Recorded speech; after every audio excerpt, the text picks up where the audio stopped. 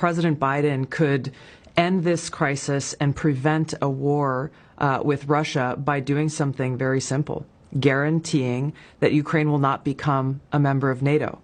Because if Ukraine became a member of NATO, that would put U.S. and NATO troops directly on the doorstep of Russia, which, as Putin has laid out, would undermine their national security interests. The reality is that it is highly, highly unlikely that Ukraine will ever become a member of NATO anyway. So the question is, why doesn't President Biden and NATO leaders actually just say that and guarantee it? Which begs the question of why are we in this position then? If the answer to this and preventing this war from happening is very clear as day, and really it just points to one conclusion that I can see, which is they actually want Russia to invade Ukraine.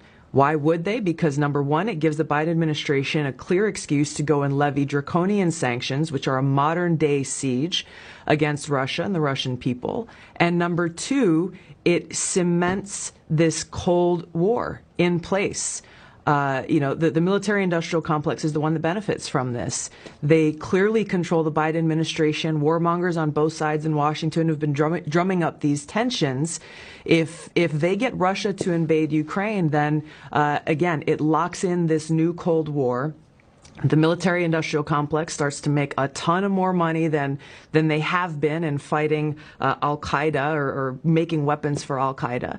And who pays the price? The American people pay the price. The Ukrainian people pay the price. The Russian people pay the price. It undermines our own national security, but the military-industrial complex that controls so many of our politicians wins, and they run to the bank.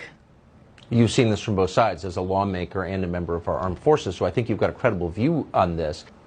I've looked at this carefully, Tucker, and I have yet to find any benefit that a political leader has used or could use to justify this to the American people. All you hear is like, well, we have to defend democracy. We have to defend this democratic country of Ukraine. But as you know very well, this current president, shuts down, arrests political opposition,